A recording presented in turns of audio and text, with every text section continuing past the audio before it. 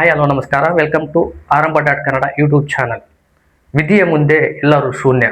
Drum ದೇವ ಎನ್ನುವಂಥ ಹೆಸರು ನೀವು ಕೇಳೇ ಇರ್ತೀರ. ಇವರು ಹಲವಾರು ರಿಯಾಲಿಟಿ ಶೋಗಳಲ್ಲಿ ಡ್ರಮ್ ಬಾರಿಸ್ತಾ ಇದ್ರು ಮತ್ತು RCB ಟೀಮ್ಗೆ ಸಪೋರ್ಟ್ ಮಾಡ್ತಾ ಇದ್ರು. ಈಗ ಆಸ್ಪತ್ರೆ ಸೇರಿದ್ದಾರೆ. ಗ್ಯಾಂಗ್ರೀನಿಂದ ಬಳಲ್ತಾ ಇರುವಂಥ ಡ್ರಮ್ ದೇವ್ ಅವರ ಬಲಗಾಲನ್ನ ಕತ್ತರಿಸಲಾಗಿದೆ. ಅಷ್ಟೇ ಅಲ್ಲದೆ ಹಿಪ್ಗೆ ಟ್ರೀಟ್ಮೆಂಟ್ ಅನ್ನ ಕೊಡಬೇಕಾಗಿ ಈಗ ಡಾಕ್ಟರ್ ಸಲಹೆ ಮಾಡ್ತಿದ್ದಾರಂತೆ. ಸಮಯ ಯಾರಿಗೆ ಯಾವಾಗ ಏನಾಗುತ್ತೆ ಅಂತ ಹೇಳೋಕ್ಕೆ ತುಂಬ ಕಷ್ಟ. ಹಾಸಿಗೆ ಮೇಲೆ ಮಲಗಿರುವಂತಹ ಡ್ರಮ್ ದೇವ ಅವರನ್ನು ನೋಡೋದಕ್ಕೆ ನಮಗೆ ಕಷ್ಟ ಆಗ್ತಾ ಇದೆ. ಅವರು ಸ್ವತಃ ಡ್ರಮ್ ದೇವ ಮತ್ತು ಅವರ ಪತ್ನಿಯವರು ವಿಡಿಯೋ ಮಾಡಿ ಆರ್ಥಿಕ ಸಹಾಯವನ್ನು ಬೇಡ್ತಾ ಇದ್ದಾರೆ. ಡ್ರಮ್ ದೇವ ಅವರು ತುಂಬ ಆ್ಯಕ್ಟಿವ್ ಆಗಿದ್ದಂಥ ಪರ್ಸನ್. ಈಗ ಅವರ ಬಲಗಾಲನ್ನು ಕಟ್ ಮಾಡಲಾಗಿದ್ದು ಟ್ರೀಟ್ಮೆಂಟ್ಗಾಗಿ ಇನ್ನೂ ಆಸ್ಪತ್ರೆಯಲ್ಲಿ ಇರಬೇಕಾದಂಥ ಪರಿಸ್ಥಿತಿ ಎದುರಾಗಿದೆ.